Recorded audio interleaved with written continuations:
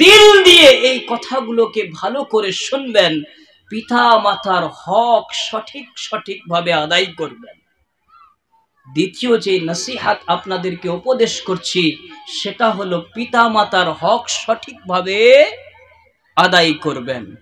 কেননা পিতা মাতা হলো সন্তানের জন্য একটা শান্তির ছায়া, একটা মৃদু মিষ্টি জিন্দেগি।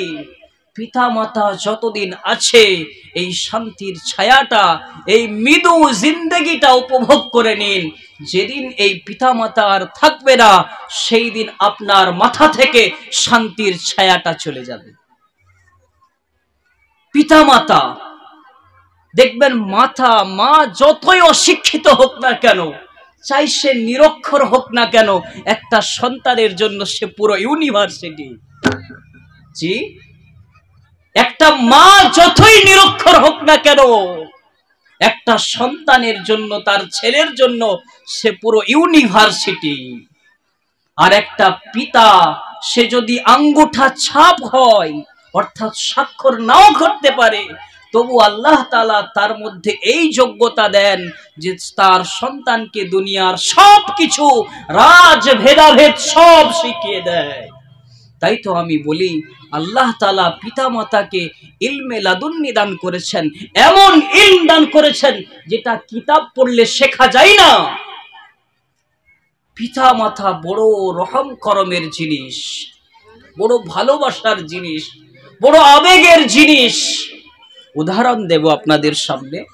আপনারা এখনকার যারা যুবতী আছেন তাদেরকে দেখবেন যে রাত এই সকাল 8টা না হলে তাদের ঘুম ভাঙে না। মা 100 বার ডাক দেয়, ঘুম ভাঙে না কোনো মতে। মা বলে, দেখ তো 2 বছর পরে বিয়ে হবে, শ্বশুর বাড়িতে যাবি, শাশুড়ি তানা দেবে, ওঠা শিখ, সকাল সকাল সকালের কাজ করা শিখ। কিন্তু কোনো কথার ভ্রুক্ষেপ থাকে না। সেই মেয়ের, সেই বালিকার যখন বিবাহ হয়, শ্বশুর ঘরেতে যেও সে দেরি করে ওঠে, শাশুড়ি গালাগালি করে, শাশুড়ি রাগান্বিত হয়, ছেলেকে বলে, কি বৌমা নিয়ে আসলি, দেরি করে ওঠে, অনেক দেরি করে ওঠে, সকালের কাজগুলো কে সারবে? স্বামী যে বলে, একটু তাড়াতাড়ি উঠতে পারো না? মা রাগ করে তোমার উপর, একটু তাড়াতাড়ি উঠবে তুমি। তবু তার মধ্যে কোনো পরিবর্তন ঘটে না। কিন্তু আল্লাহ তাআলা সেই রমণীকে, সেই বালিকাকে যখন মা বানিয়ে দেন, তার যখন একটা ফুটফুটে শিশু সন্তান জন্ম নেয়, তখন সেই বালিকা, যার 100 বার ডাকলেও, মা ডাকলে ঘুম ভাঙতো না, তার শিশুর একটা সামান্য কান্নাতে রাত 12টা হোক, 1টা হোক, 2টো হোক, 3টে হোক, 4টে হোক, 5টা হোক, যখনই সন্তান একটু কাঁদে ঘুম ভেঙে যায়। জি, মায়ের ভালোবাসা নেই, মায়ের মোহাব্বত নেই। যখন দুনিয়ার সমস্ত মানুষ ঘুমায়, তখন ওই নারী, ওই রমণী, যার মা 100 বার ডাকলেও উঠতো না, তখন ওই শিশুর সামান্য কান্নাতে তার ঘুম ভেঙে যায়। মা ভালোবাসে না, মা মোহাব্বত করে না? অনেক ভালোবাসে, অনেক মোহাব্বত করে। তাই তো আল্লাহ তাআলা বান্দার প্রতি ভালোবাসার বিশাল দিতে যে বলেছেন, আল্লাহ রাসূল সাল্লাল্লাহু আলাইহি ওয়াসাল্লামের একটি হাদিস, শারহে সদর নামী কিতাবের মধ্যে রিওয়ায়াত আছে, হুজুর পাক সাল্লাল্লাহু আলাইহি ওয়াসাল্লাম বলেছেন যে আল্লাহ তাআলা তার বান্দাদেরকে মায়ের থেকে 70 গুণ বেশি ভালোবাসেন। এ কথা বলেননি যে স্ত্রীর থেকে 70 গুণ বেশি ভালোবাসে, বোনের থেকে 70 গুণ বেশি ভালোবাসে। এ কথা বলেননি যে সন্তান যেরকম পিতাকে ভালোবাসে তার থেকে 70 গুণ বেশি ভালোবাসে। বরঞ্চ বলেছেন মায়ের থেকে 70 গুণ বেশি ভালোবাসে। তার মানে দুনিয়াতে যত ভালোবাসা আছে সব ভালোবাসা এক পাল্লায়, আর মায়ের ভালোবাসা এক পাল্লায়, পিতার ভালোবাসা এক পাল্লা, এর সমতুল্য কিছুই হতে পারে না। আপনাদেরকে একটা ঘটনা শোনাই, শুনে। একজন বাচ্চা ছেলে, বয়স সবে হয়েছে 10 বছর, মা মারা গেছে, বাপ দ্বিতীয় বিবাহ করেছে। 1-2 বছর পর ছেলেকে জিজ্ঞাসা করছে যে তোর নিজের মাটা ভালো ছিল নাকি এই সৎমাটা ভালো? তখন সেই ছেলে বলছে এই সৎমাটা ভালো। নিজের মা বড় মিথ্যা কথা বলতো, এই সৎমা কিন্তু মিথ্যা বলে না, সব সত্য বলে।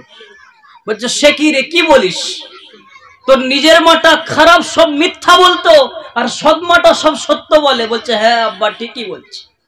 বলছে সেটা কেমন করে? বলছে আমার নিজের মা আমি দুষ্টুমি করলে, জিনিসপত্র ভাঙচুর করলে বাড়ি থেকে মেরে বের করে দিত, ঘরে তালা লাগিয়ে দিত, বলতো তোকে আজকে ভাত দেব না। আধ ঘন্টা পার হতো না, মা আমাকে পাড়ায় পাড়ায় খুঁজে নিয়ে আসতো। দোষ আমার হতো, কিন্তু কান্ত মা আমার পছন্দের খানা তৈরি করে দিত। বলল সারাদিন ভাত দেবে না, সারা রাত ভাত দেবে না, কিন্তু আধ ঘন্টা সহ্য করতে পারলো না, আমাকে ধরে নিয়ে এসে খাওয়াতো। সে বড় মিথ্যা কথা বলতো, কিন্তু সৎমা মিথ্যা বলে না। যেদিনে আমি দুষ্টুমি করি বাড়ি থেকে মেরে বের করে দেয়, বলে তোকে সারাদিন ভাত দেব না, সারা রাত ভাত দেব না। সত্যি সত্যি সেই রাতটা আব্বা আমাকে ভাত দেয় না, সেই দিনটাই আমাকে ভাত দেয় না। আমার নিজের মা বড় মিথ্যুক ছিল, সৎমাটা বড় সত্যবাদী। জি, মা বাপের ভালোবাসা ছেলেদের প্রতি এক অসীম ভালোবাসা, পিতামাতার ভালোবাসা, পিতামাতার ছত্রছায়া সন্তানের প্রতি এক অসীম। আপনার মনে হচ্ছে যে বাপ মা বুড়ো, এরা বুঝে না, এরা কি বার্গার, কি পিৎজা, কি চাউমিন এসব তো বোঝে না। ঘর এলে রাত্রে বলে ভাত খা। আমি যে পিৎজা খেয়ে এসেছি, আমি যে বার্গার খেয়ে এসেছি, আমি যে এগরোল খেয়ে এসেছি, আমি কি করে খাবো? কিন্তু সন্তান তুমি জানো না, তুমি বাড়িতে যেয়ে যদি না ভাত খাও, তোমার মা সারা রাত ঘুমোতে পারে না, সারা রাত চিন্তা করে যে আমার সন্তানটা এত বড় একটা রাত না খেয়ে শুয়ে আছে কিভাবে। মায়ের চিন্তা, বাপের চিন্তা হয়।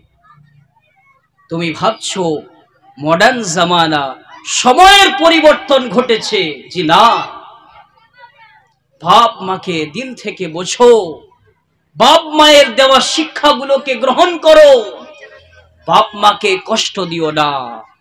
আল্লাহ তাআলা পবিত্র কালামুল্লাহর মধ্যে বলেছেন, ওয়াকাদা রাব্বুকা আল্লা তা'বুদু ইল্লা ইয়াহু ওয়া বিল ওয়ালিদাইনি ইহসানা, যে তোমাদের উপর লিখায়িত করে দেওয়া হয়েছে, ফরজ করে দেওয়া হয়েছে যে তোমরা শুধুমাত্র আল্লাহর ইবাদত করবে, আল্লাহর উপাসনা করবে, আর কারো উপাসনা করবে না, এবং পিতা মাতার সাথে সৎ ব্যবহার করবে।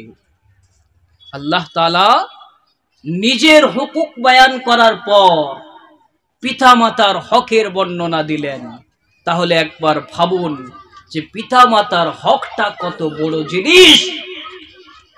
পিতা মাতাকে জেনে অজানে কোনোদিন কষ্ট দেবেন না। আপনাদের